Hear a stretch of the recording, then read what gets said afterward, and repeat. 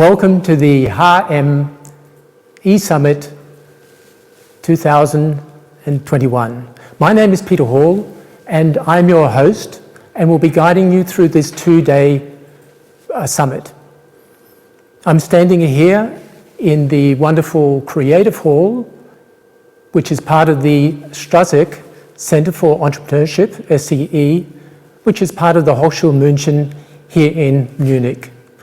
When I look outside the window, the weather's not so great. Perhaps you could find the chat on the right-hand side of your screen, take the stage tab, and write in there the name of the city you're in, as well as what the weather is like there.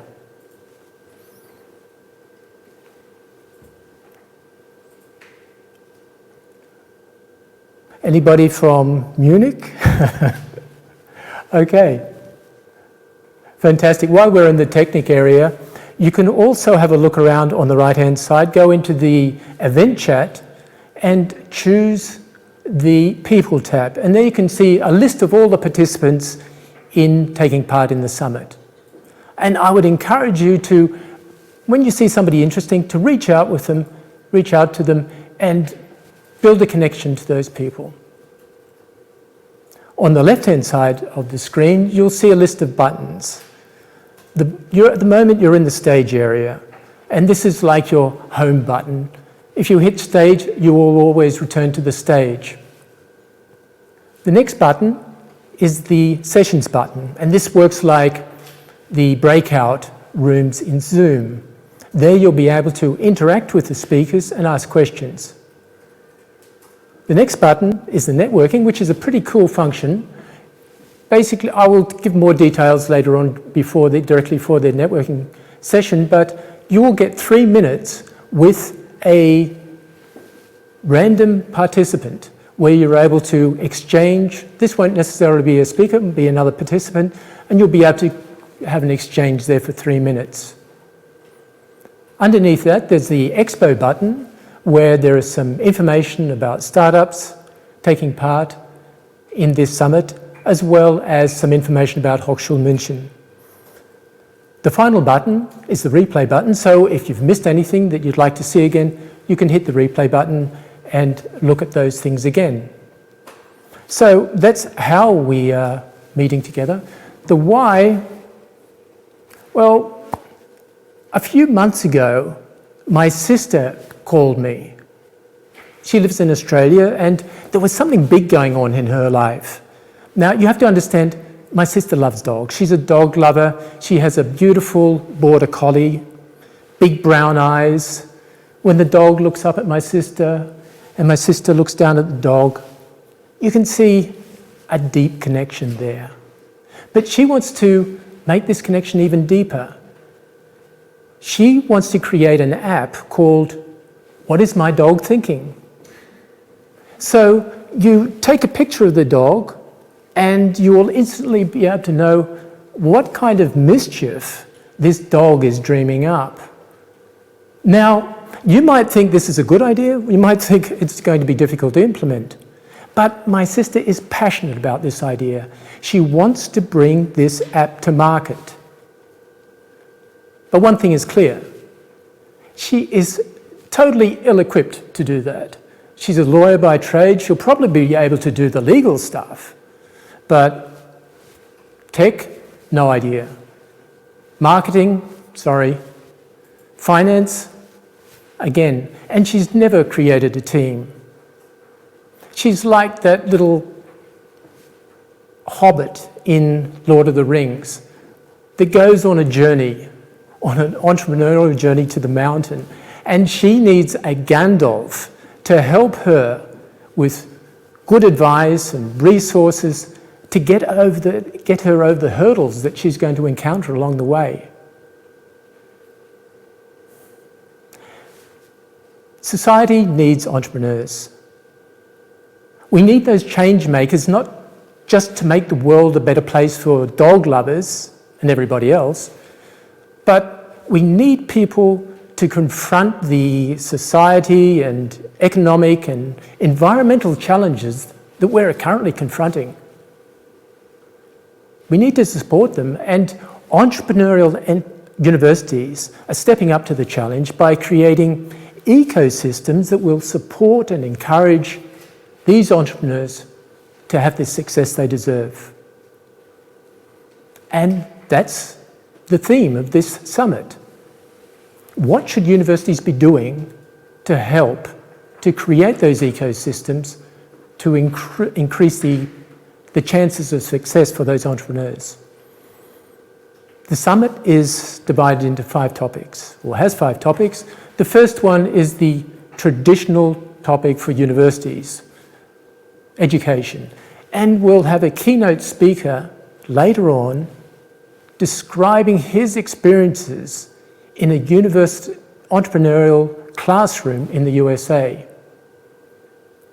The second theme is startup support. One example here is the Strascheg Award, which gives prize money to entrepreneurs with promising ideas. And we'll be having a ceremony later on today, so stick around for that. The third topic is co-creation. Corporations need innovation. Entrepreneurs need resources. How can universities bring these parties together for a win-win? The fourth topic is internationalization. How can my sister find those tech skills in Sweden?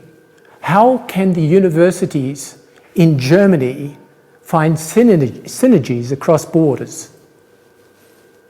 And the fifth topic is again the traditional area of universities, research, entrepreneurial research.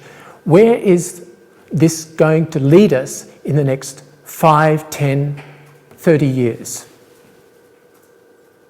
I suggest that you find out what you're interested in and have a look through the program, create a personal calendar. If you reach out to other participants, that will also land in your calendar, so do that. And I wish you an inspiring summit, but I also wish you that you will take with you, after the summit's finished, contacts that often last much longer than the summit itself. Our first distinguished speaker today is the president of the Hochschule München, University of Applied Sciences, Professor Dr. Martin Leitner. Professor Leitner, please come to the stage.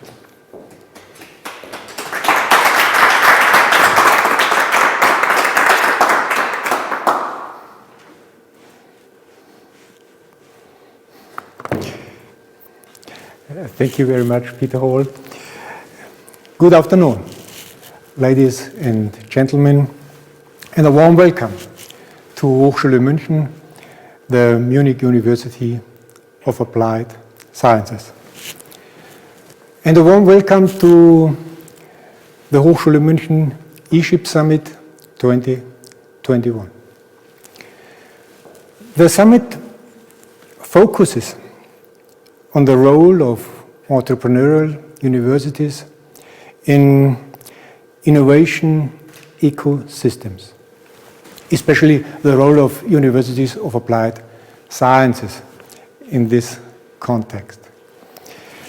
I'm very happy about this focus because Hochschule München claims to be one of the leading entrepreneurial universities in Europe. We have identified entrepreneurship as an essential profile of our university very early, 20 years ago. At present, entrepreneurial thinking and acting is a crucial element of our academic education. By means of the high-tech agenda, which is a large-scale investment program of the Bavarian state government, we will be able to build up, to deepen our entrepreneurial activities in the future. Hochschule München is part of a fast changing environment, the Munich metropolitan region, which is one of the 11 metropolitan regions in Germany today. It stands out as an engine of social, economic, and cultural development. The region combines accessibility at an international level with a powerful impact on the surrounding area. Economically, the Munich metropolitan region is considered to be one of the most powerful economic regions in Europe. Finally, the summit is part of the UAS7 conference series. Strategic transfer and knowledge is an important factor in ensuring Germany to assert itself in the international market. The UAS7 universities consider entrepreneurship, education and research as a significant contribution to the transfer challenge. They all have implemented entrepreneurship strategies in cooperation with their regional ecosystems. Due to Corona, the summit is an open, virtual summit. It is part of the global digitalization process. Within a very short time, the universities had to challenge,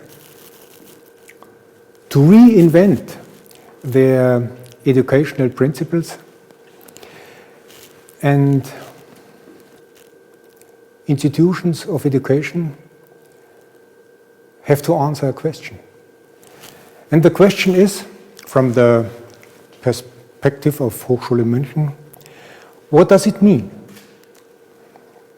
today to be a university of applied sciences with 19,000 students in presence? For all of us, the accelerated process of digitalization means stress, means problems, means change. Times like this are interesting times for entrepreneurial mindsets. Times like this are suitable times for a conference like this. I wish you a pleasant Hochschule München Eship Summit 2021 with good networking and new inspiration. And finally, I wish you great success with your live pitch in the Strascheg Award competition. Thank you very much.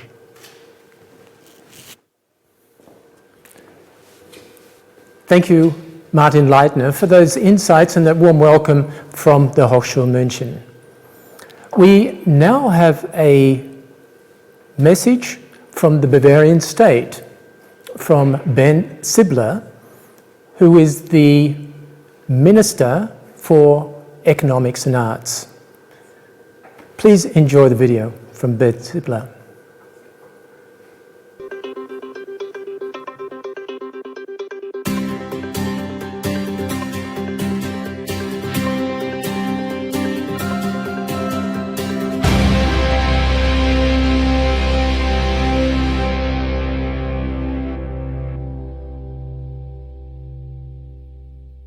Dear President Professor Leitner, dear President Professor Zaby, dear Professor Stump, Professor Seiler, dear Mr. Lange. The promotion of startups has become a hot topic in today's media. But we all know truly innovative ideas are not developed on TV, but in the stimulating environment of our institutions of higher education. These institutions are important drivers of innovation, especially in their respective regions. This is because they have close networks with partners from the business sector and society. As a result, the entrepreneurs of tomorrow can take up current issues and create solutions. Transfer and entrepreneurship are also key elements of the Munich University of Applied Sciences. Its networking with partners from science, business and society is outstanding on a regional, national and international level. Together with the Strascheg Center of Entrepreneurship, the Munich University of Applied Sciences creates a unique environment for a vibrant startup culture. Its leading role in Germany is highlighted by repeated top rankings in the Gründungsradar of the Stifterverband. In Bavaria, we are aware of the great importance of universities as centers of innovation. With our various support programs, we integrate future founders into a supportive consulting network. Recently, my ministry has created another funding program for impact-oriented qualification in entrepreneurship. In this way, we support the transfer of innovative ideas into solid business concepts even further. And with our Bavarian high-tech agenda, we underline the importance of research and development for the Free State of Bavaria. With 3.5 billion euros, 1,000 new professorships and 13,000 new study places, we are enabling our institutions of higher education to further expand their leading position, not only in research and teaching, but also in the areas of transfer and startup culture. And with our higher education reform, we are creating the legal framework so that students and scientists can develop ideas even better and put them into practice.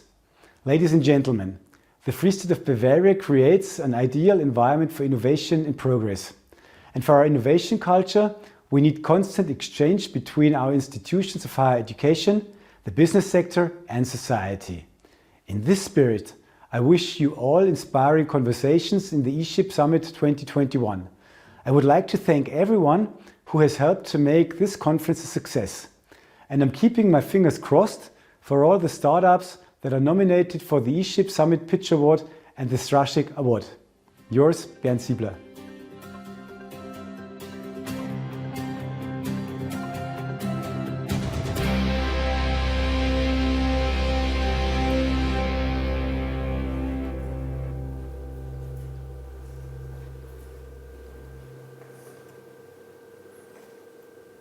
Welcome back. Our next welcoming message comes from the president of the UAS7, which is an association of 7 entrepreneurial universities in Germany. He is the president of the Berlin School of Economics and Law, Professor Dr. Andreas Zaby. Please enjoy the video. Colleagues from the UAS7 universities, dear representatives from our partner institutions abroad, dear members of the eBridge Alliance, and foremost the hosting Strascheg Center of the UAS7 member university Hochschule München, a warm welcome to all of you. And dear Martin Leitner, thank you for being the generous host of this year's outstanding summit on the role of entrepreneurial universities in innovation ecosystems, which is part of the UAS7 conference series. Thank you all for coming, either in person at the premises of Hochschule München or virtually from campuses in the Netherlands, Croatia, the US, Canada, Brazil, and beyond. My name is Andreas Zaby. I'm the president of Hochschule für Wirtschaft und Recht Berlin, the Berlin School of Economics and Law. And I'm also the president of UAS7, a leading network of 7 German universities of applied sciences. The idea of our UAS7 summit is to offer snapshots of the expertise and the scientific and innovative excellence that each of our 7 members stand for. This year, we focus on entrepreneurship and its significance for universities of applied sciences. Innovators and experts from our universities, partners, and friends will provide inspiration and encourage an open, practice-oriented dialogue on the tasks, challenges, and perspectives of universities in their regional, national, and even international innovation ecosystems. Strategic transfer of research and knowledge is an important factor in ensuring that Germany, as an export nation, can assert itself in the international markets. Startups, founded by students, alumni, and faculty, make a decisive contribution here.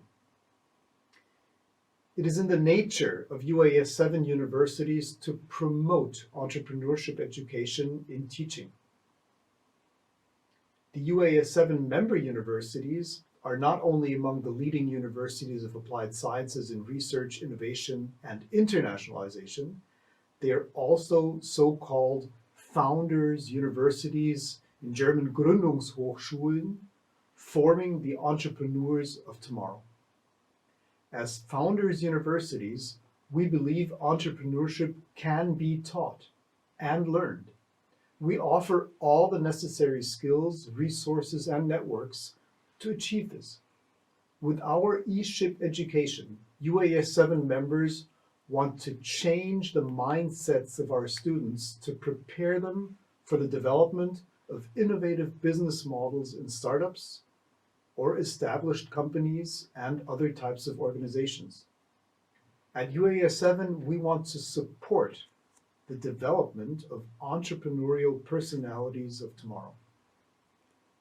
Today and tomorrow, our audiences will benefit from attending the summit. Entrepreneurs and intrapreneurs, educators and experts, innovators and co-creators are invited to discuss and exchange their entrepreneurial thinking.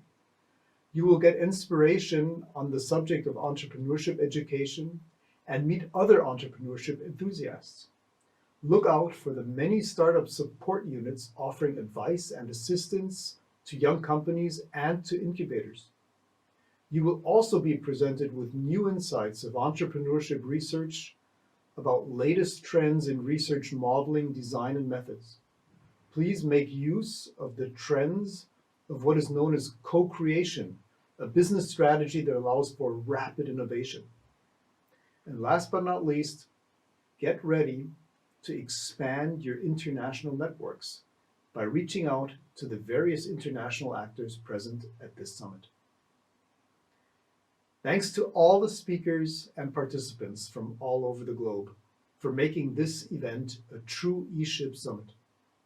And special thanks, of course, to Hochschule München and their fantastic team for the splendid organization. All the best. Thank you very much. Welcome back. Our next speaker, I know, is somebody who is passionate about innovation and entrepreneurship. He is a professor of innovation and entrepreneurship at the Hochschule München. He is CEO of the Strascheg Center for Entrepreneurship. Professor Dr. Klaus Sibler.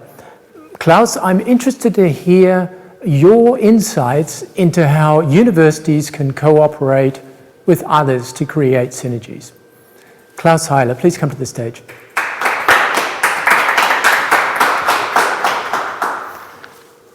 Thank you, Peter. Dear guests, it's a real pleasure to welcome you all to our Entrepreneurship Summit 21. You know, I think it's a really great opportunity, even when we are only online, but really to bring us together, our national partners from UAS 7, but also our regional partners and also our international partners. But we also shouldn't forget our students, and I hope there are a lot of them there, and also our startups. So thanks a lot for participating. And I think since the previous speakers told you a lot about why such a conference is important, what we would like to reach, perhaps I take the opportunity to tell you some insights about our ecosystem, Munich. You probably know, of course, we have excellent universities there.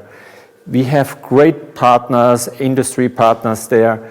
We have the best startups. But a little insight is we have also a jazz festival every year in Munich. And you know, music, culture, dancing is important for creativity. And so last Saturday, I was on the final concert at this jazz festival in Munich. And I was really lucky because they played at the same time, not at the same time, one after the other one, at the same concert, 3 different bands. And this was quite interesting to see. The first band, this was a band consisting of almost only students and pupils even. And it was incredible how technically good they already played. And they were so motivated to really show all. On the other hand, of course, perhaps they were even a bit too motivated. So they were really concentrated on themselves and they always wanted to show all the best. Sometimes I think the big vision, where they wanted to go, what they wanted to show to the public audience was a bit difficult. But it was a great experience.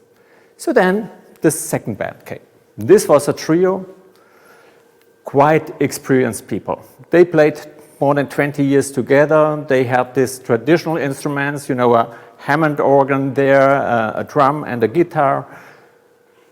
And they were so experienced in also playing together. But on the other hand, sometimes it was almost a bit too theoretical, I would say. So they played and they had fun together, but they didn't reach too much the audience. And then there was a third band.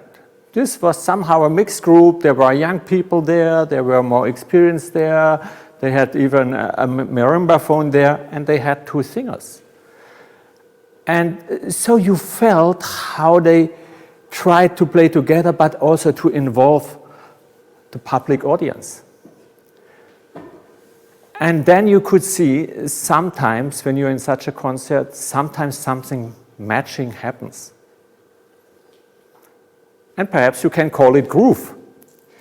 You know, when people suddenly come in a flow, and also you as a guest there in this concert, you don't want to sit on your chair anymore, but you would like to get up and you would like to dance. And then there is something more than just that you listen theoretically to music, but you with the whole body and with your whole soul are involved in that.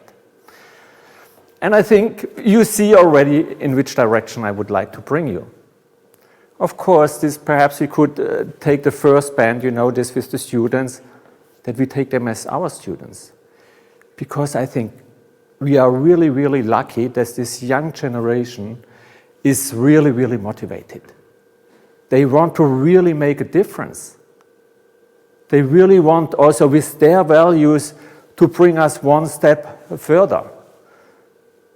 But on the other hand, you see also for our students, they need some guidance from where they can get this big vision in the future.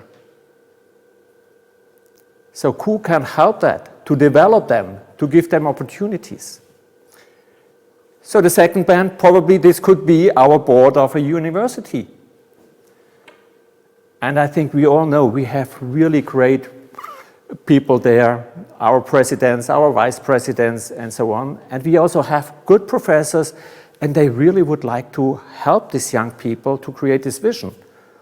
On the other hand, of course, often we stay in our comfort zone of a university. We take the old concepts and to try to bring them to the future. But then we have also our partners. And perhaps this could be the third band. You know, when we bring our experiences together and we think we take the role to create something new for the future, that we bring that together, suddenly perhaps it can also happen for this entrepreneurship, that we groove together, that we really take this magic moment where we will create the future. And I think we all know we have these big challenges just now, especially our young people have these big challenges.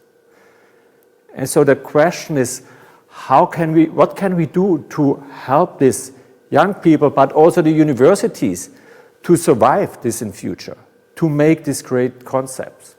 And of course, we talked about, we need entrepreneurship. Perhaps we have to create new startups. My question is this really enough?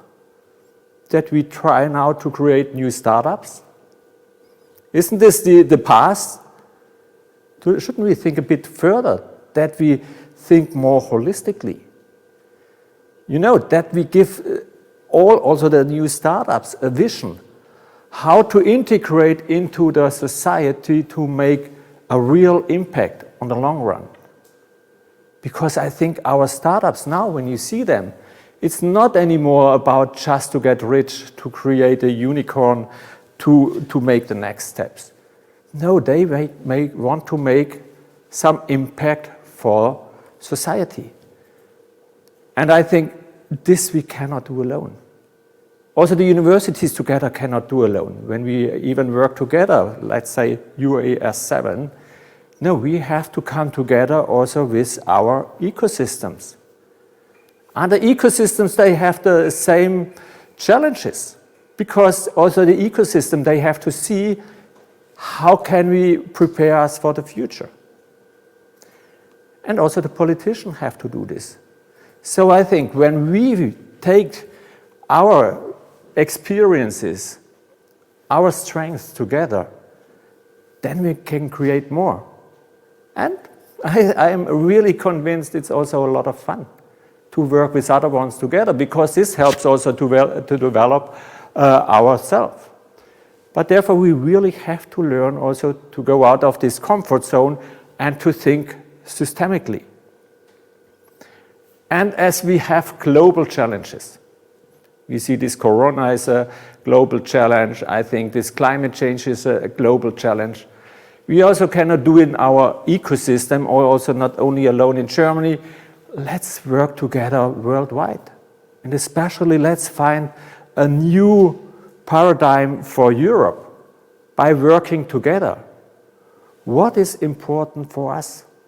And then I think creating startups is not anymore a goal for itself, but we can use entrepreneurship as a tool to really create impact for a livable world in the future. And therefore, this is what I believe is important. And when we work together, when we do this, we all can have fun.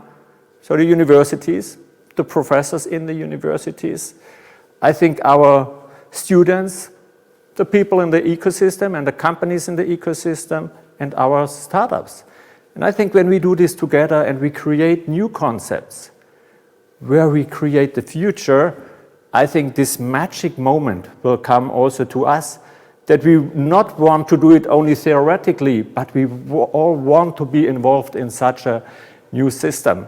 And so I think this conference, or I hope, will give us a lot of opportunities when we also use all these tools that we can meet each other there to really come together to make the next step and to make also plans for the future. So I wish you a lot of fun. I wish you a lot of good contacts and have fun. Thank you. Thank you, Klaus. Thank you very much, Klaus Seiler. I found that really interesting, the connection between fun and creativity to entrepreneurship. If we're going to create something, we have to be creative. One of the themes of the summit is education. And our keynote speaker today is an educator, an entrepreneurial educator. He is the professor of Operations and Information Management at the Babson College in the USA. I'd like to welcome to the stage Professor Dr. Bojan Amovic. Hello, Bojan. Hello, can you hear me? Just turn you up a bit.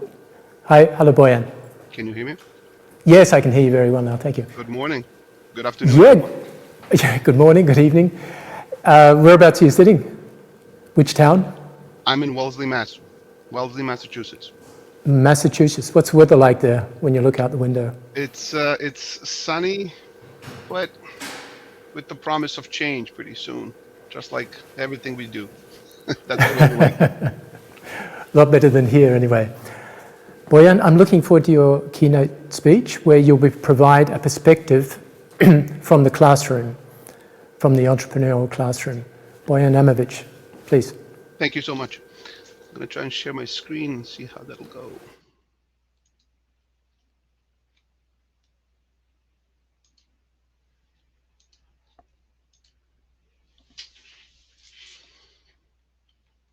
All right.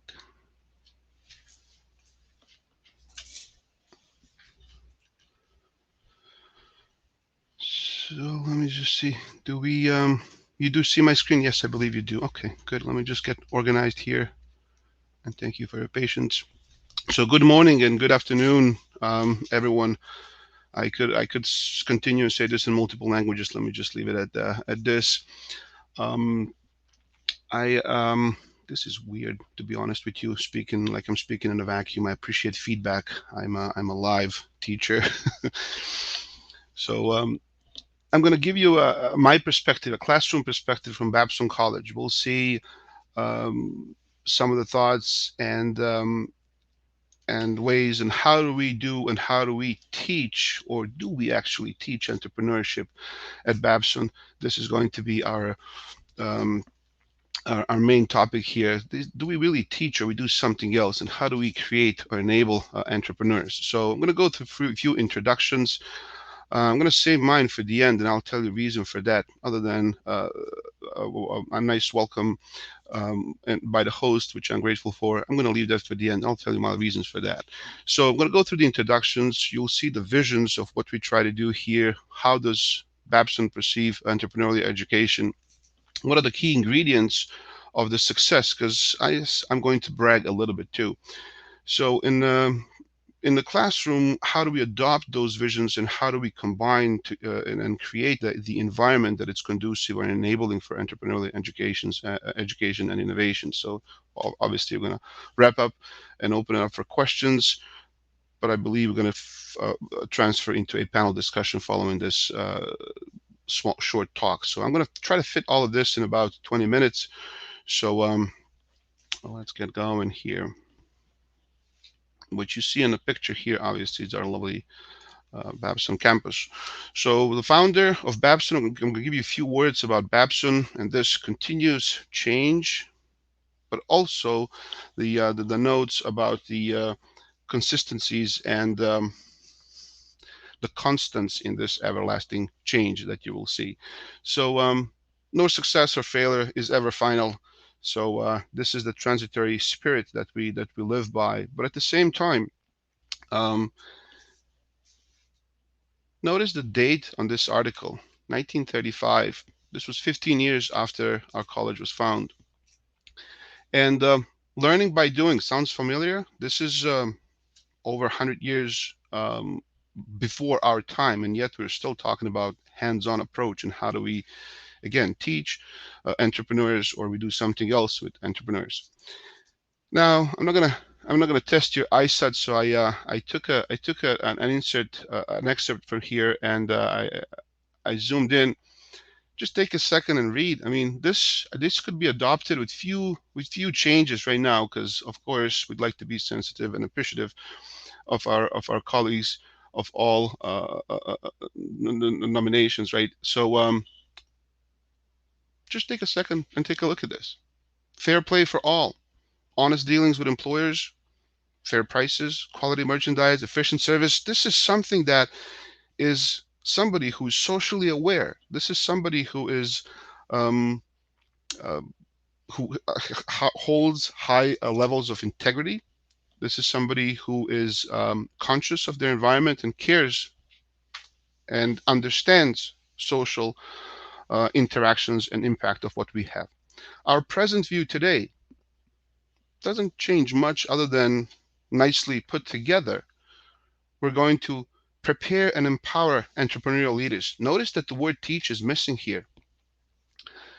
We're going to grow the social value, economic and social value everywhere. We spend a tremendous amount of time in the classroom teaching our students of the value and how the value is built, and how sustainable economic and social, of course, environmental value is something that it's part of this 3-in-1 value generation, and not one against each other, which is oftentimes or could be seen or mistaken for. So everywhere, the education does not stop. The far reach of our community is really one of the strengths that Babson has, and again, I'm going to share how that plays with us as well. For the record, it's going to be very hard. I'm going to have to disappoint you a little bit. If you expect the recipe for success, it's going to be a mix of things. So there is not going to be a one key slide that answers it all. So hopefully we'll have the big picture together. So our core values, just to restate of who we are, the big picture really is important, and hopefully I'll be able to give you an insight of how this core values, mission statement, how those permeate throughout the entire environment at Babson College, and how do we implement this in the classroom. And of course, some feedback from the student and ever-changing population and nature of our students that are coming through our classroom. So integrity, collaboration, diversity, equity and inclusion, innovation, and of course, excellence. We don't stop. And of course, a little bit of bragging for those who are not familiar with Babson. Just off the press, we've got number one in many in many areas, but entrepreneurship. This is really what we're stand for. This is what we live and breathe here at Babson. Accolades more. I'm going to ask you, if you're interested, to look forward. But this is really the success story that I'm after. Having spent about 5 years now with Babson, I can tell you that this is not the goal. This is something that comes from the environment that it's created at this school. It's really an amazing place to be a part of. So a note or word or two on the key ingredients, what goes into creating this success. Before that, let me tell you a funny story. I've heard this, I don't know if it's true or not, but apparently somebody asked a groundskeeper at Wimbledon tennis courts and says, how do you keep that grass so fresh and live and well? And what is the secret recipe? How do you get that so well for so many years and repeatedly too? And the answer was very simple. I think the groundskeeper says, well, all you need is a seed, right? Some water, good ground, maybe fertilize it a bit, and then keep on watering. And 100 years later, this is the success that you have. This is not really how it happens at Babson, but there is a little bit to be said about this. There is that consistent vision and mission that we've had from day one by our founder that still permeates throughout the present day, and we are simply finding ways to adapt to current environmental challenges, economic and social challenges, and also to the demographics of our students. And as you can see, the demographics of our students is pretty impressive.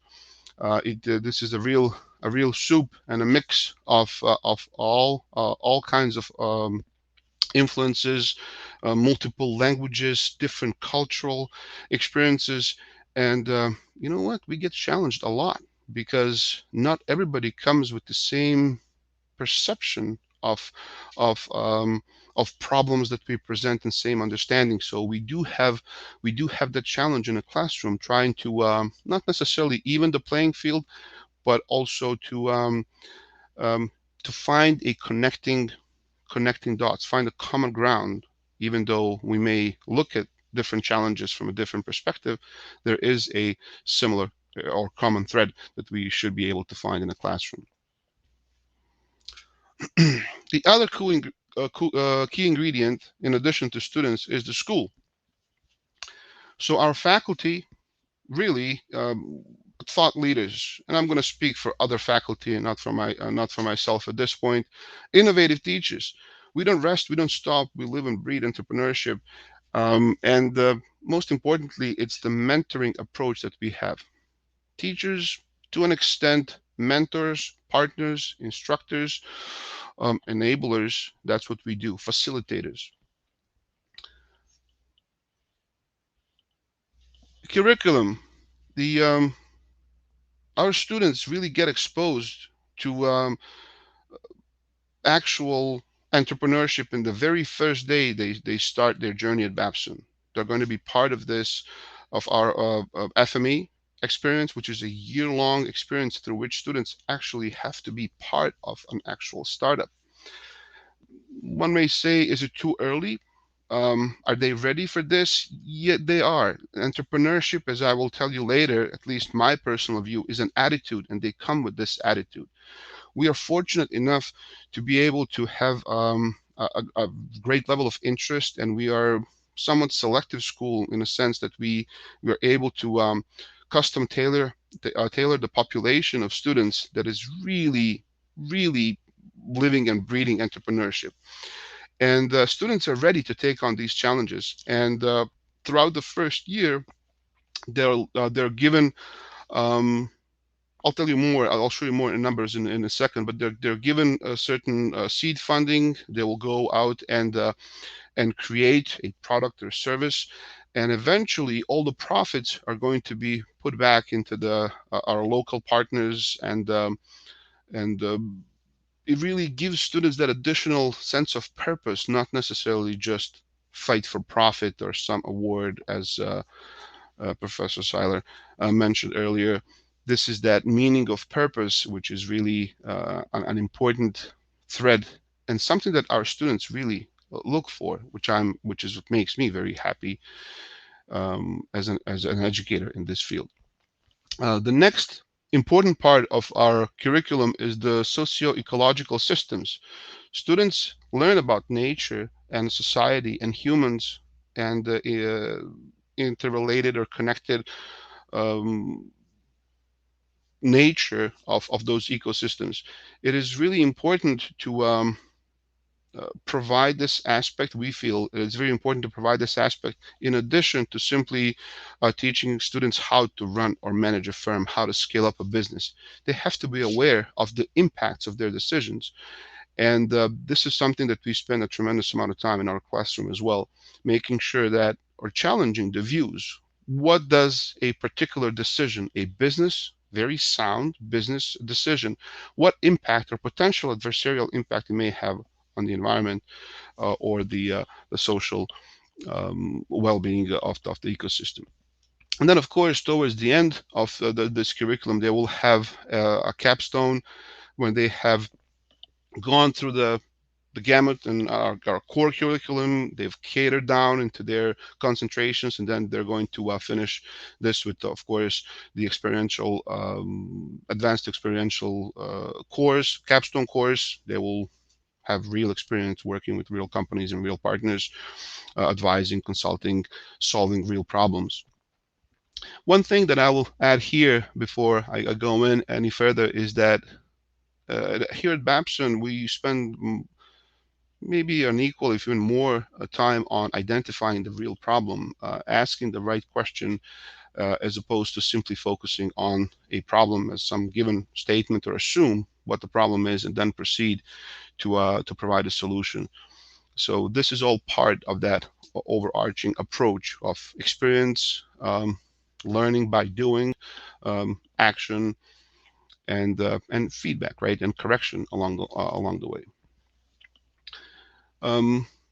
Another part of this school component is a number of centers. We have about 9 centers and institutes. These are provided to us, again, as mentioned earlier, by generosity and an interest of our partners, alumni, friends, patrons of the school.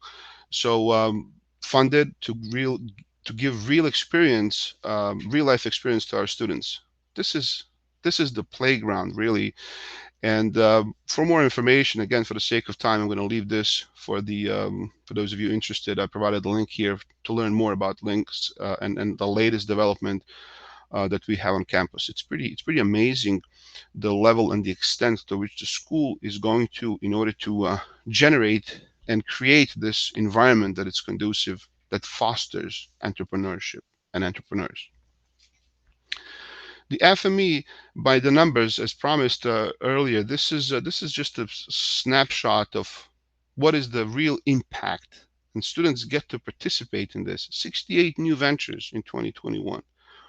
100% of all profits are donated, of all profits made are donated to nonprofit organizations, local charity, and other nonprofit organizations. That's pretty impressive.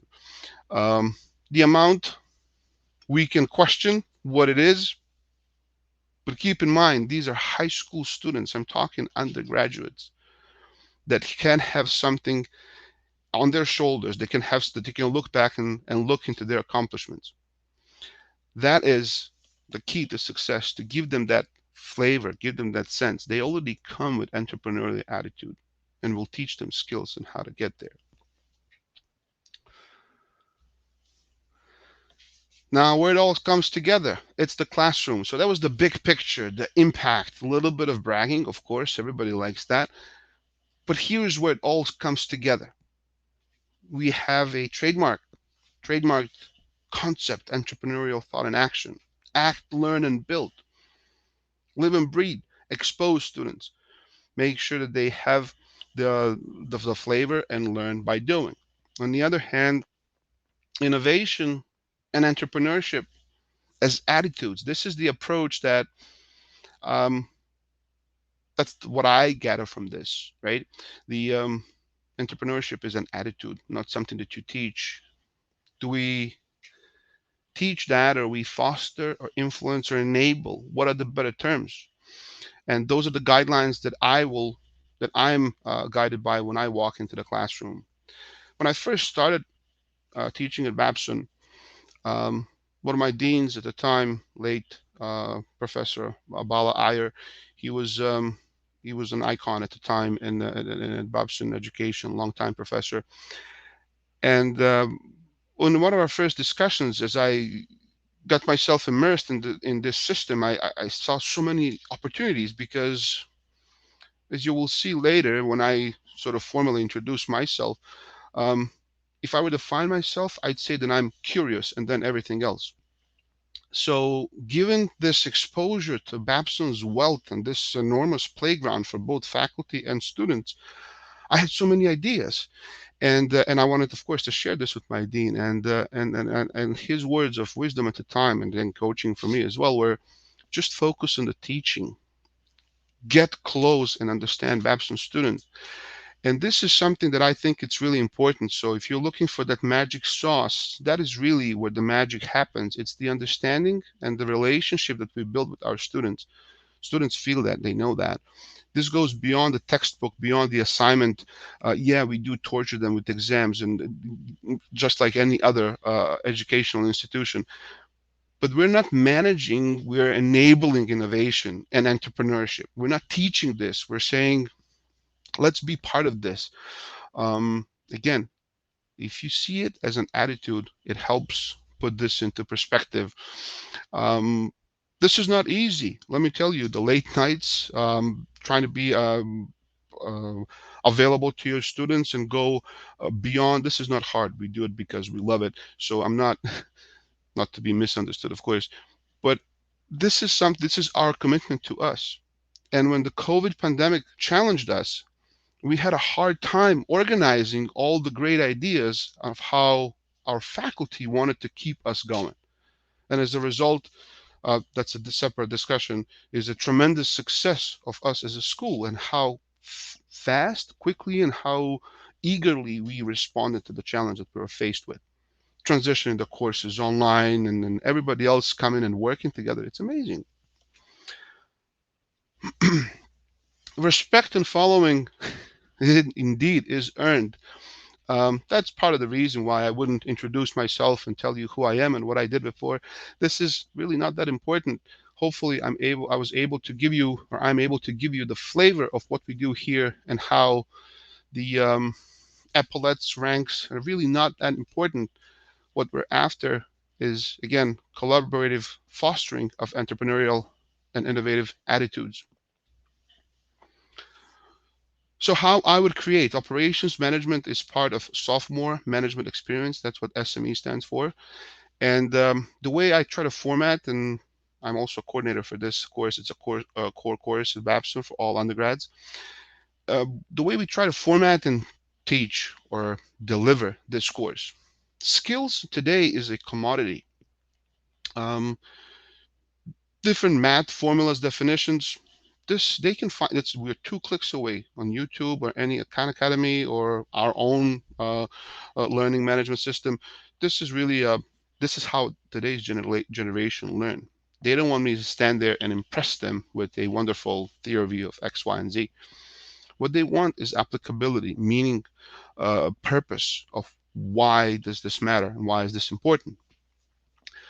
Of course, in order to be able to deliver this, you have to have a learning management system, Canvas, Blackboards, whatever you use on your end. This is something that we rely on heavily. Also, a constant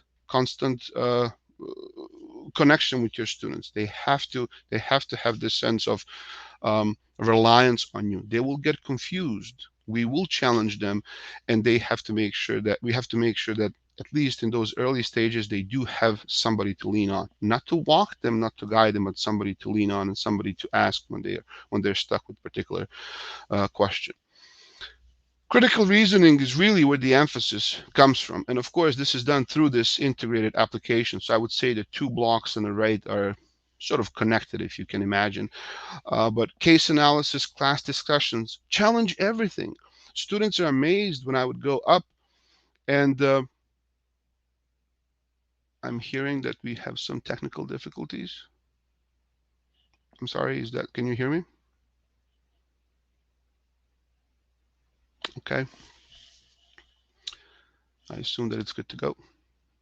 Got it. So for the critical reasoning, students get amazed when I would present a particular concept. And then immediately after I state that, I say, but you're an entrepreneurs, or aspiring entrepreneurs. Challenge this. What I just showed you carries a bulk of continuity bias because that's how we've done it together forever. I want you to challenge.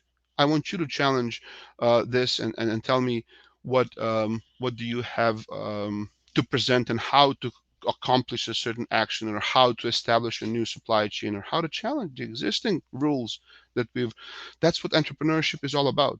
Their eyes get this big, and of course they welcome the opportunity, and discussion just gets crazy in the classroom, and we all love it because you hear some silly stuff, but you hear some amazing thoughts from such young and relatively inexperienced but amazingly motivated and talented young professionals. Integrated approach, hands-on, absolutely a must. We have it in every single one of our classes. We would have integration modules. Oftentimes the lecture themselves as dry as they can be. The goal is to provide purpose and showing the connection between multiple modules. Sometimes, and I'm sure most of us will recall the days when you learned these dry theories, and at some point 5 years down the road in practice, you've learned that, oh, that's how these 2 things connect together. Imagine all the time you could save, and if that was, you were exposed to this much earlier. Relationship and mentoring, this is really something, again, that is of the paramount at what we do. Students will see right through you. This is an amazing new generation of students that has its own characteristics, that have their own interest. These kids are born with their cell phones and smartphones and born with technology. They will challenge everything, and they will look for your authority to be earned and not simply given. And we welcome that challenge. So beyond the core, our students and courses, the elective courses, multidisciplinary electives, give them exposure, challenge them with something, get them out of their comfort zone. Again, maybe something that has been tried, but it works. Students welcome this. They do realize what it takes to expose themselves in the uncomfortable or uncharted waters. Sometimes this what I call a controlled chaos. I love that aspect when I expose my students and challenge them in a chaotic environment. As entrepreneurs, this is the exact flavor of what their future is going to bring. You really don't know what the next day is going to bring. You're trying to piece these pieces together. And if you put yourself as an educator in a position of somebody who's advising, mentoring, this is where you build the trust and relationship, and students will actually appreciate the fact, and hopefully along the way you'll be able to show them how those skills are applied. They'll have hands-on experience. They will remember the feeling of walking from chaos into some more of a sustainable mode of operations. Some of my colleagues at SCE know me through our collaboration in the past. We're in our second go around to deliver this international experience. And our latest assignment, as vague as it can be, was really focused on challenging our students to defend their decisions, their decision making. Entrepreneurs are alpha personalities. We all know it better than anyone else, and we don't need anybody else to tell us why and how do we make our decisions. Yes, there is a way on how to make decisions, but it's not really, we're not really comfortable opening ourselves up and say, well, what do you think about this? Or even if we do, how much of that we take and how do we discard it? That's also part of the process. So as open as that, this is the assignment, and we'll see what the results are going to be. But this is that a critical exposure and challenge that I like to present to my students, be it in the classroom for the core or the elective course. Get them out of their comfort zone, have them walk, do, you see on the table, duct tape, haywire, torch. I grew up professionally in an environment like this in an R&D center, and this is something that students will reflect back and cherish. Some of the feedback, the actual feedback that you can see, of course, I'm bragging a little bit as well, creative, interesting, awesome. But if you really look closely, you'll see words like chaos, disorganized, disjointed, challenging. That's what entrepreneurship is all about. And if they get to feel some of this and reflect back, I think I've done my job, whatever that is. On that note, and I realize that I'm a few minutes over my time, I'm going to now introduce myself and hopefully give you some flavor of who I am. Curious by nature, engineer by training, entrepreneur. Also have extensive experience in large corporations as well. Currently teaching full-time at Babson. Thank you so much.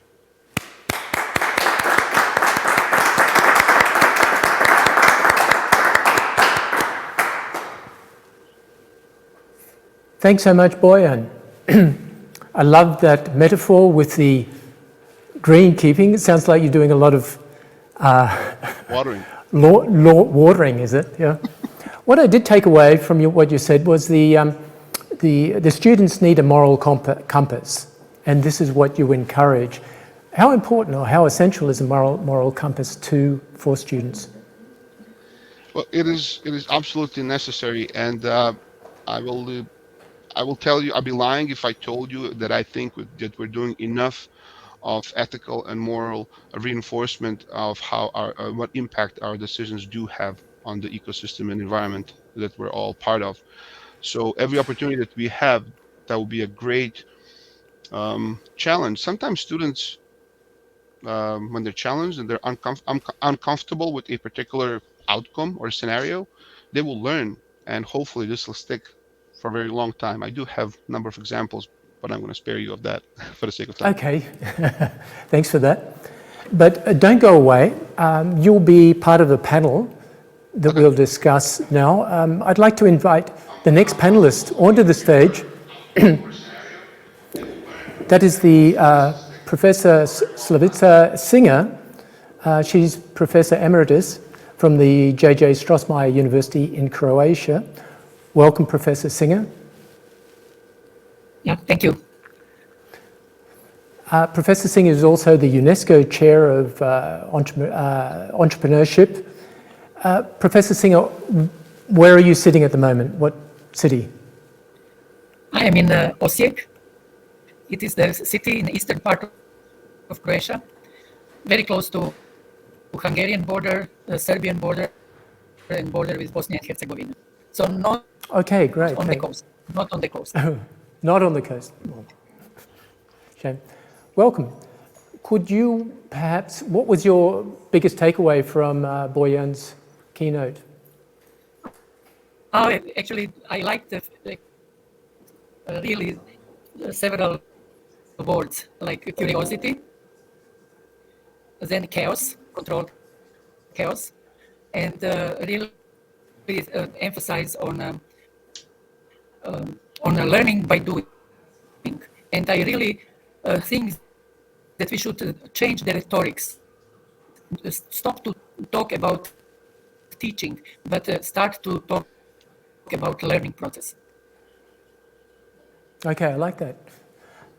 I will now invite our next panelists onto the stage. We have Dr. Martin Wendel. Martin is the Academy Director of the EIT Urban Mobility Institute, which is EU funded. And the mission of the EIT Urban Mobility is to make positive changes in urban mobility. Welcome, Martin. Thank you very much. Martin, what did you take away, or did you get a chance to hear Bojan's keynote? I heard it just a little bit, and I've been teaching myself innovation entrepreneurship for many years around different universities in Europe, and I really like to hear what Bojan said about what this is about. I mean, the engagement and challenging the students, and also as a teacher give quite a lot of yourself, because you need as Bojan said, you need to build trust. Once you have that trust from the students, then magic can happen, I think. But you really need to reach that point where they start really to believe you and understand that, well, you don't tell the truth, but you're worth listening to. And sometimes in the courses, I guess both Slavica and Bojan have heard the same thing. I mean, sometimes the students say that this is the worst course I ever taken in all my life. I love it, because they go through in these courses at such a roller coaster, and by the end they're super happy, but halfway through they almost kill you. I guess that's a bit of pushing them out of their comfort zone, which Absolutely. Bojan mentioned. Yeah, great. So I'd like to invite the next panelist into our round, and that is Klaus Sibler. Hello, Klaus. So, hi, Peter, again. Hi again, yeah. Welcome. Klaus, what was your takeaway from Bojan's keynote? So I know Bojan already, and we worked also together, and what I like, he is also doing what we pray, and this is, I think, important that we are somehow authentic, and I think what is really right also, this green grass in the tennis court. I think a lot of people think we just can take a hype and then we do this one and then we do the next one. But I think we have to be convinced, and it's a process to get more entrepreneurial in a university, in an ecosystem, and so on. And we should take this time also to push such a transformation process. Okay, great, thank you. Let's stick with the topic of education. And my question in the round would be, what is the single most important thing of the many things to do, single most important thing that universities, entrepreneurial universities, should do to foster and encourage and support entrepreneurs? Professor Singer, perhaps you'd like to offer your thoughts. Okay, but I will start with maybe emphasizing that we need, when we say entrepreneurs, that we should actually understand the broader definition of being entrepreneurial. It does not mean only startup a venture, but it can be very entrepreneurial manager in the hospital, very entrepreneurial entrepreneurial person in a culture, wherever, very entrepreneurial vice chancellor. And so I think that what is really needed, we need revolutionary change of the university, not evolutionary, just revolutionary. We have to understand that the university, if they, after 1,000 years, or 2,000 years almost, no, 1,000 years of existence, if they want to, if the university wants to survive, then they should change the business model.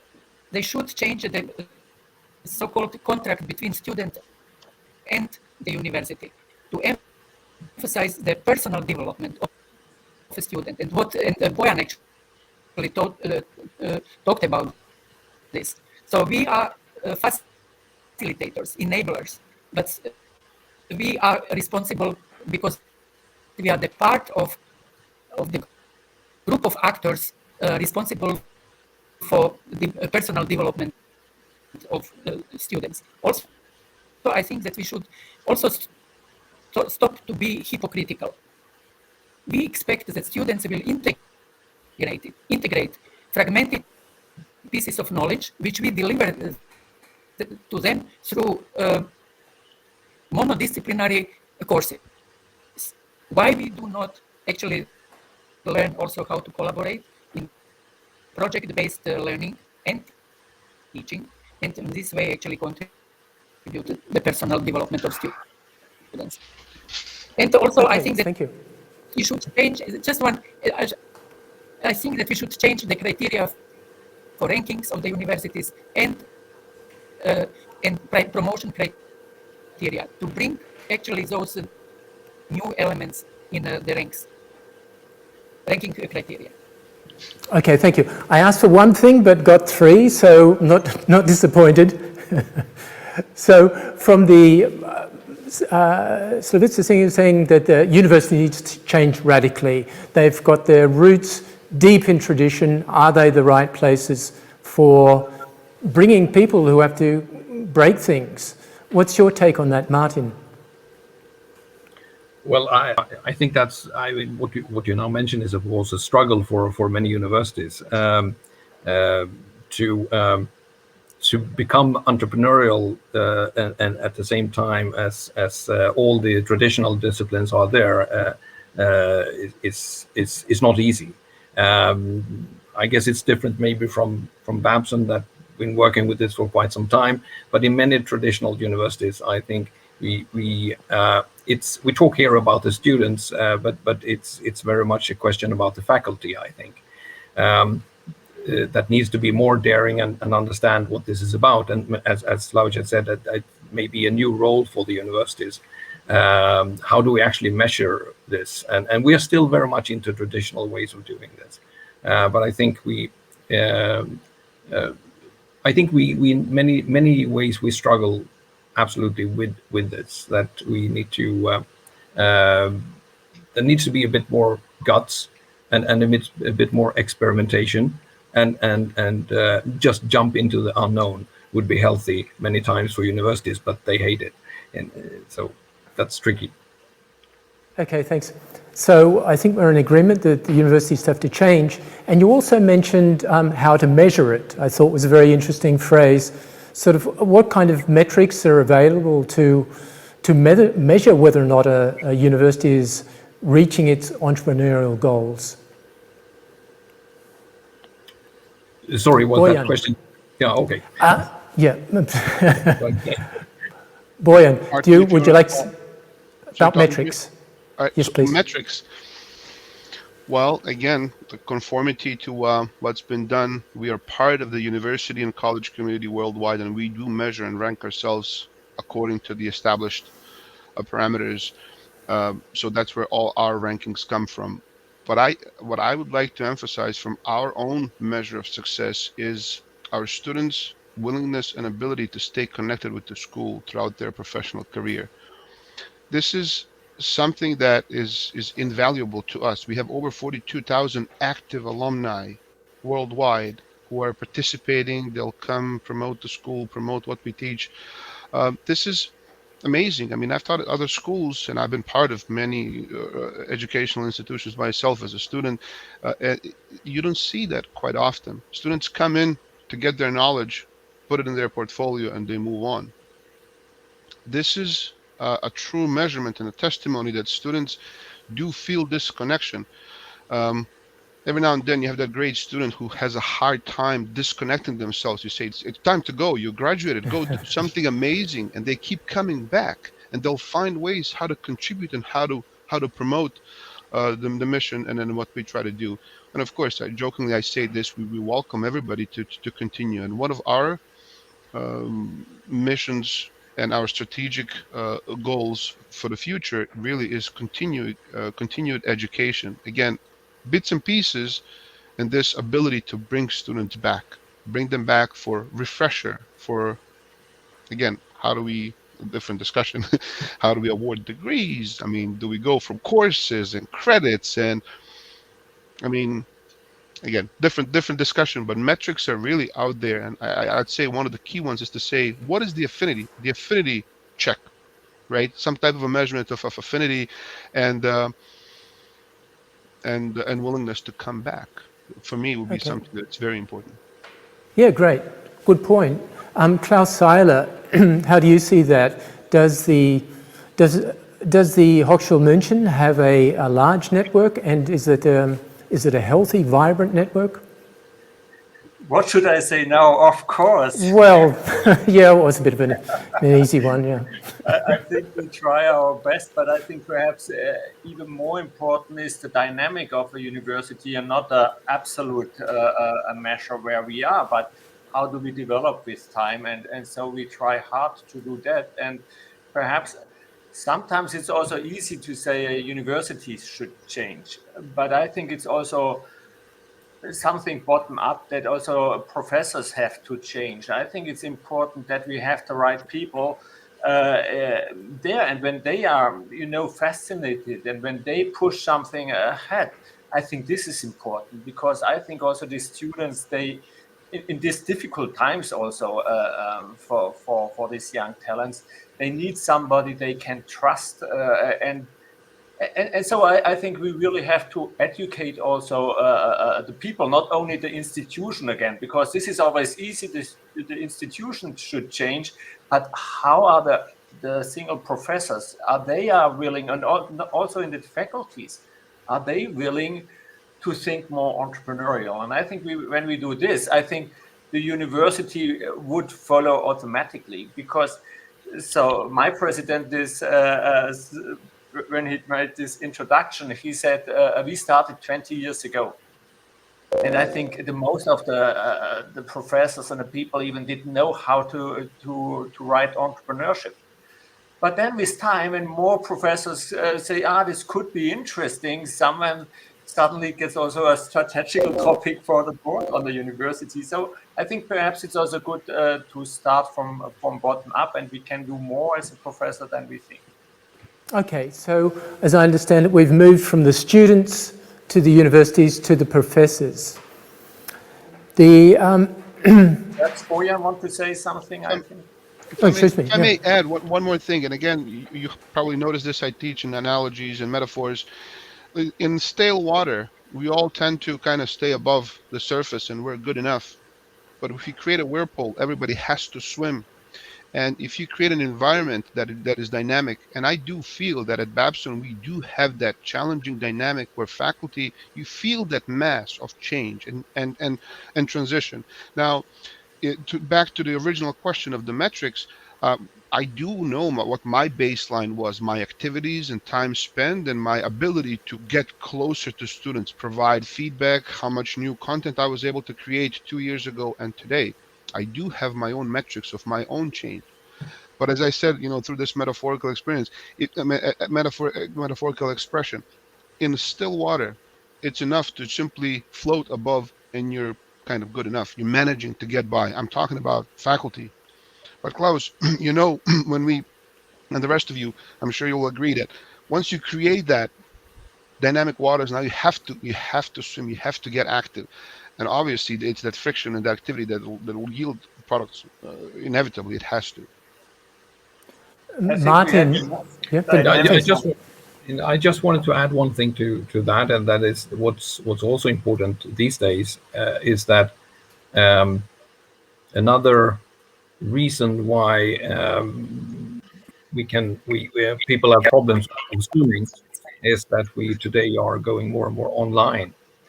So we actually see what's going on within the universities, and that was not visible before. So the students can really compare, and so it's that drives competition as well and change. I think that this transparency that we didn't really have before is now in place. So that's another comment to this is that I think that what at least what I see, that there are in all universities I work with, there are really good people regarding entrepreneurship and innovation training, etc., and really love to coach the students on. However, in some places it relies on very few individuals that are super passionate about this, and we need to move from a few individuals that are passionate.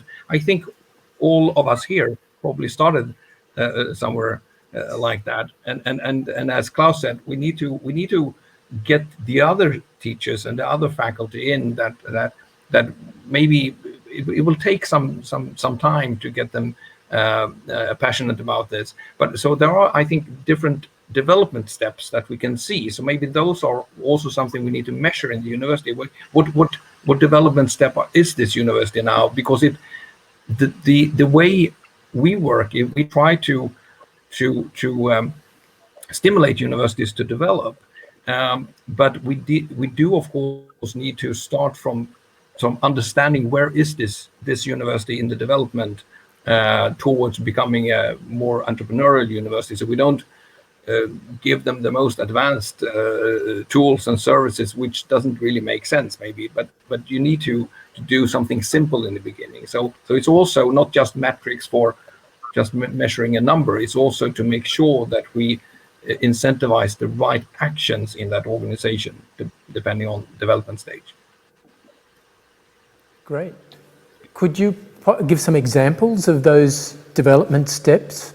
No. I think one thing is exactly this, that if we have a few dedicated teachers that do a great job for that the students that love, but if there is no kind of structural capital in the organization and that teacher leaves, or Klaus say, please come and work at Strascheg Center instead, and they leave that university, and everything is gone, then I think that's kind of, we need some kind of critical mass in that university. I think also, but this is maybe more soft things, but I think it's also a question how natural it is for all faculties to talk about business. I remember in the university I worked a few years back, that was my colleague, he made this survey in the university and called the different professors to talk about commercialization. Half of them hang up. He couldn't even ask them the questions, because to commercialize things, that's not really what we do. We do research here, and to make business out of it, that's bad. So I mean, it's a lot of the attitudes that was also mentioned here, the mindset that needs to be followed. Okay, let's talk about mindsets, please. Can I jump in? I think that President Leitner used the word change, and also he mentioned that his university started with entrepreneurship programs 20 years ago, and he said quite early. So it is exactly the case at my university. We started our entrepreneurship educational program in year 2000. And we learned that it takes time. I was actually disappointed with the process. I thought that we should do it faster, but it takes time. So we have now a small team. But still, I'm very critical toward rigidity of the university in the way of thinking. And the promotion criteria is actually supporting this traditional way of thinking at the university. I will just give you to information.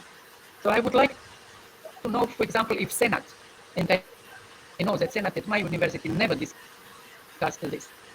In 2017, McKinsey made a survey among executives, the CEOs, and 82% of surveyed people said that retraining and reskilling for potential skills gap in companies are something very important for them.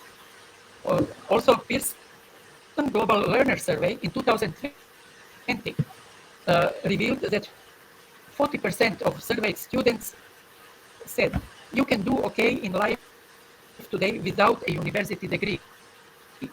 And they were mentioning the portfolio of certificates of micro-credentials.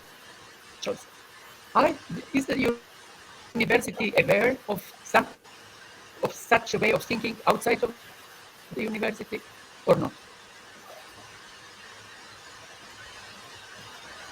Klaus, do you want to jump in there?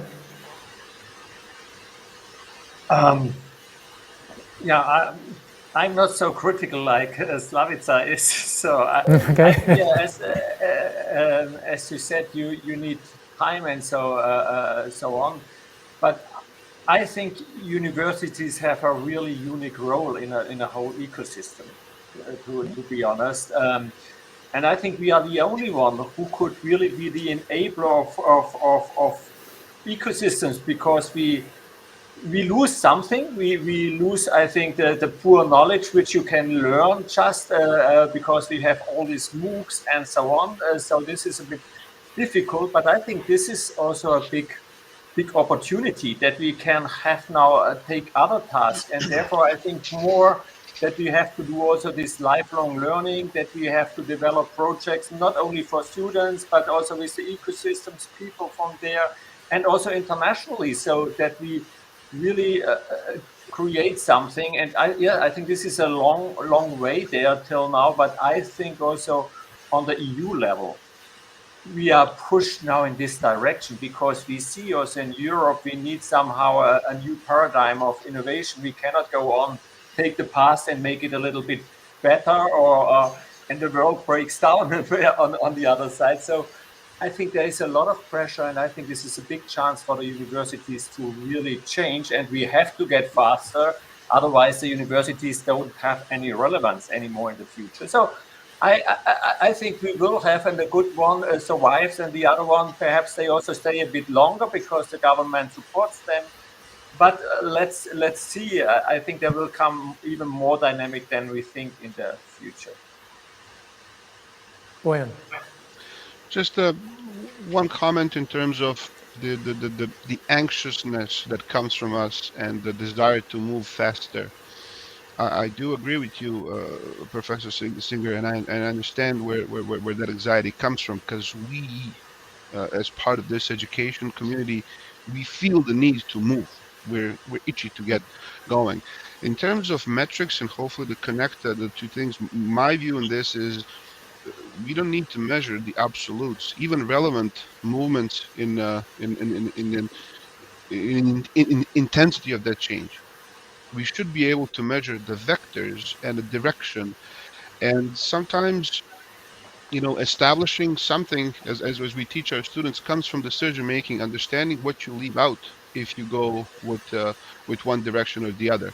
The micro credentials, for example, if this is the vector that we're going to approach, we leave out the comprehensive knowledge that university degree offers.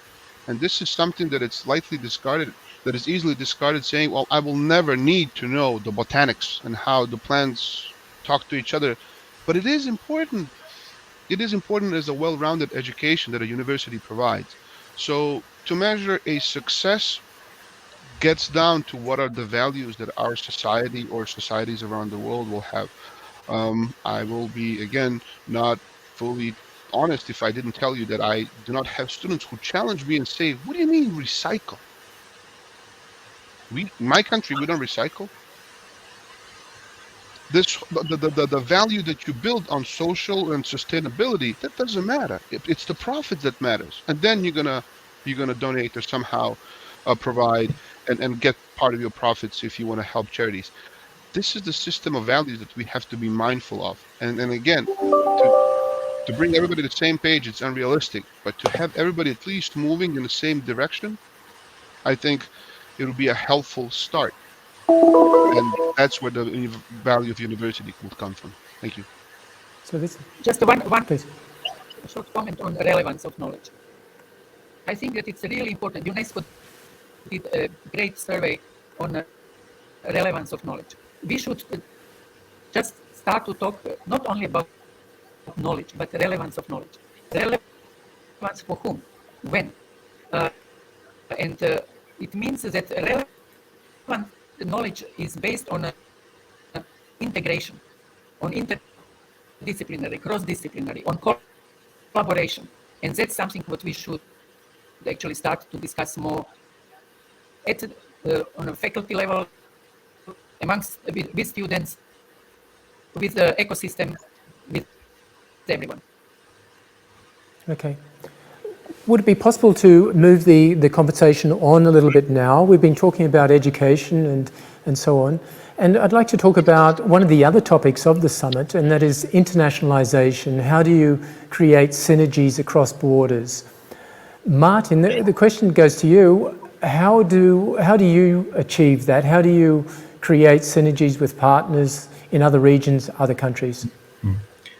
Maybe I should just say a few words of what we do in general, because we are, as you said in the introduction, we are an EU-funded organization, and we're here to accelerate the transformation towards sustainable urban mobility and more livable urban cities.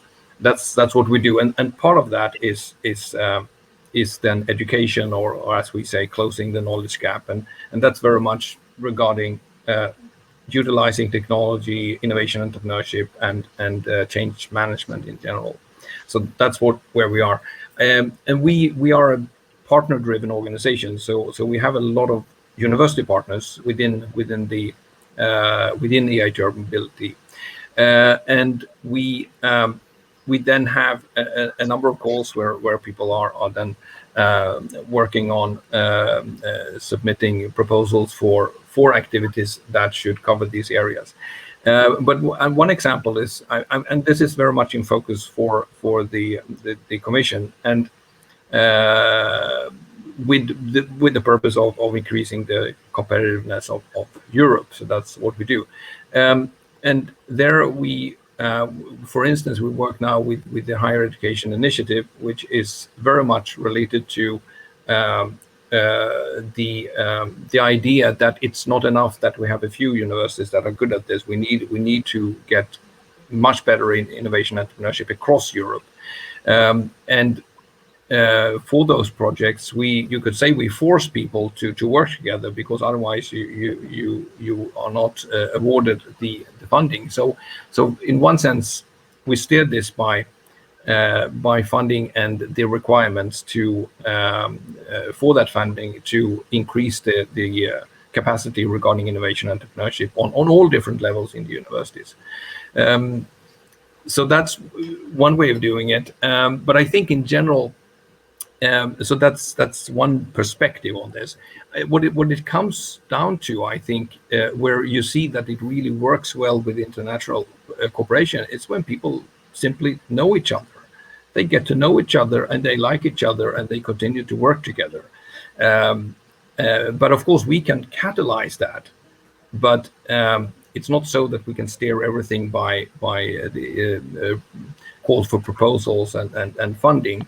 But we can, of course, catalyze that we get a starting point where people start to work together and get experience in working together.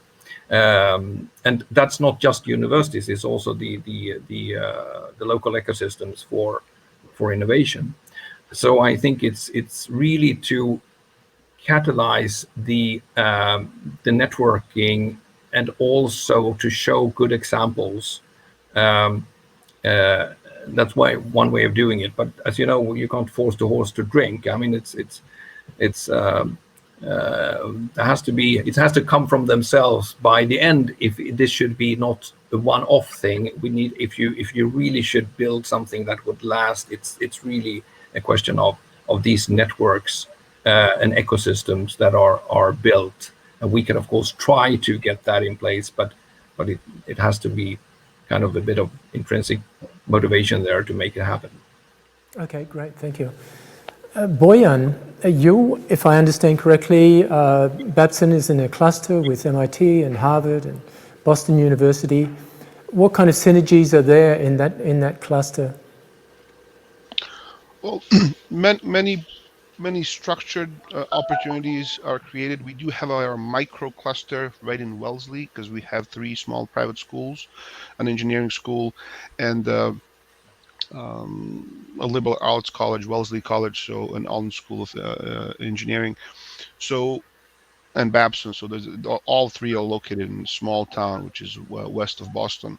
One example of that synergy is the Wiseman Center that was created, which is basically a workshop, some type of a startup incubator, where we hire students as supporting staff and give them exposure. They're allowed to cross-link and exchange and sign up for different classes and courses. But this is really, again, it's more action than simply exposure and say, let's see how this is done out there. Let's bring them together and let them sort of share a lunch together. Let them have the experience of, building a 3D model of some sort, of some type of a widget, where engineers are going to educate them on how the technical stuff will work, them, meaning our business students. And then business students will say, well, can you make it cheaper? Can it be lighter? So it's the, to Martin's point earlier, when those researchers would hang up when you asked them about monetization of their innovative and research work. I get the same question from entrepreneurs when we talk about different business practices, when they get back and say, well, but does this apply to me because I'm a nonprofit? And this is something when you say, but this is not about the profits. Once we start measuring profits, the earnings in other currency than dollars, euros, and whatnot, this is where value generation really comes from. And that's where those synergies really make sense, because you have to rub shoulders in order to appreciate the pain that the other side is experiencing, and hopefully realizing problems from a different perspective. So we do have, this is to me is a prime example, and I love this place. It is really inspiring. Every time you walk in and you see the fantastic things that the kids do together, the projects and ventures, you always think, but there's a lot more that could be done. Which is okay, great. Yeah. Thanks. Klaus, I understand that this is the 2nd year that you've been working together with Bojan's University. How's that gone, and where is it going? So we try to work with everybody together, and I think it's for students, when you work internationally together, it's a great experience. Suddenly when they talk to each other and they find out they get a new perspective on things, this is really, really, really great, that we can also, even when, as Martin said, passion is not included, but still they get passionated when they also see from the other ones, how do they handle that stuff. And so we think it helps a lot, and we even started a bit smaller, and now we are on a master level, we do a program and so on, and I hope, Bojan, we can continue for a long time to do that. But one thing I also have to say, and I think this is what Martin said is important, is entrepreneurship professors at universities, but also at EIT and so on, who are interested in entrepreneurship. They are really nice guys, cool, innovative, have a lot of ideas. So it's really also fun for us as professors to do cooperations, to learn from each other, and to think a bit more out of the box. And so it helps also us just by doing these cooperations. And I think we always should also do things we cannot do alone. And I think you cannot internationalize alone as a university. It's not possible. So we should do what we pray. In our lessons, we always say, get in contact with other ones. So the problem, what I see, each university tries to get a little bit better. And so we do everywhere the same program, and we have another summer school and another summer school, instead of put these forces together and we make something bigger out of it. We have less work and we create much more synergies. And so therefore, when we cannot do it alone, let's do this cooperation. I think interconnected universities are important to really win that game in the future. Slavica. Yeah, I wanted to add something because our experience is really very much connected with the role of internationalization. Before Croatia joined the European Union, through EU-funded Tempus project, we started a doctoral program in entrepreneurship and innovativeness with as a joint program in some way from universities of Turku, Finland, Durham, UK, Klagenfurt, Austria, and Maribor, Slovenia. And program is actually delivered from our side, and we have students from all over the world even before COVID, because it's online. But also through meeting, for example, meeting Klaus on several projects, EU-funded projects later. Actually, our collaboration just exploded in some way. And now we are really very ambitious about, for example, developing entrepreneurial academy in Europe and something like that. So we like to have also such ambitious plans, which we will not be able even identify without collaboration, international collaboration. Great. So, Martin, it seems as though this international cooperation is very much aligned with the goals of the EU. Is that your opinion? Absolutely. I mean, we need to do this together. I mean, that's as everyone here says, that's very fruitful. And I think it's also a question of I mean the example that Strascheg gave it's a perfect example how the internationalization can be fostered and incentivized, etc. with the different programs.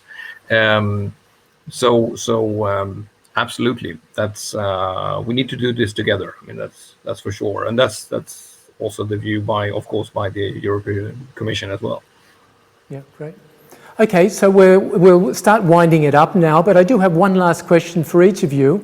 Perhaps you could have a statement in 30 seconds or so. What's the big thing in your area that you're going to be doing in the next year? Bojan, would you like to begin? 30 seconds. One thing that I will be working in the next year? Yep, sure. The biggest thing. The biggest thing is, I haven't thought about that. I will come back to you then. If you like. Klaus, would you like to give a shot at that question? I think what we talked at the end, also what Slavica said, to build such a academy where we all work together on a big open university and also incubator to do that one all together, how we are sitting there, this would be really, really great when we can make there some steps forward. Okay, sounds great. Look again at that next year. Martin, what's your big thing for the coming year? No, I think it resonates well with Klaus said. It's a question of getting volume for me very much. So we need to find things that can really, in kind of startup terms, be repeatable and repeated and scaled. So I think in many cases, what I look for and what I would like to see is kind of things that are not that complicated to implement, because we have a tendency to make things a bit too complicated. So if we can find ways to do this, to increase the capacity of innovation, entrepreneurship, and so on across the universities in a way that's less complicated, that would do the trick. But I think, on just a positive note, I think we're in a transformation in general when it comes to the view on education and so on, that I don't think anyone can stop. So I think we are actually on the way to the entrepreneurial university and the new role for the university, rather coach than teach, etc. I think it's unstoppable. I think that's already started and we'll move on. Okay, thank you. Slavica, would you like to give your 30 seconds of your big focus coming year? I will take advantage of being a woman, and men always make a joke about that women need postscriptum. So I will say 3 about things which I would like to do. First, to strengthen our local team at my university and to make programs entrepreneurial learning across campus, not only at the Faculty of Economics. Second, I would like to revise our doctoral program to make it even more actually holistically designed. And third, actually participate in this academy together with Klaus. Excellent. Thank you for those 3 points. Bojan. So I was thinking part of all what was said is also part of my goals, but you said big, so I was trying to think what's really big. I guess that's a relative term. Of course, continuing what we've done and expanding our collaboration with what we've had with SCE, it is very inspirational. Excuse me, and also promote and adopt changes that our college is going through right now, the transition and a strategic transition that we experience and that we're working on. It is an amazing time. I'm open for any type of collaboration, and as Martin said, we don't need to go in these huge increments. The impact is in connecting, not necessarily with this grandiose achievements that come out of it. Okay, let's make those small steps but make them, yeah. Okay, thank you so much for your time today, for the discussion. I'm feeling positive about moving forward. Great, and thanks again. Thank you. It was a pleasure. Thank you all. Nice to see you all. Nice to meet you. Bye. Have a wonderful day.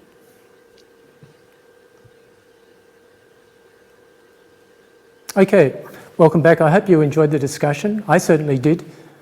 We now have 1.25 hours, and set in 2 sessions. The first segment is a networking segment, and this is where it goes for 1/4 hour, 15 minutes. You hit the networking button, and you will be put with a random participant from the participant list together, and you'll be able to talk freely for 3 minutes. If you decide to go longer, you can do that, but otherwise the conversation will end and you'll go to the next one. So our recommendation is to try and meet 5 people from the participant list. Imagine what that would be like, just going in a quick speed dating around 5 people. Go for that. That's the first segment, the networking segment. After that, there's 3 sessions, 3 parallel sessions. So if you have an interest in one of the topics that we've talked about, just go into one of those sessions. Then we will meet at 1800 at Central European time for a digital workup, which I'm certainly looking forward to. So see you at the digital workout.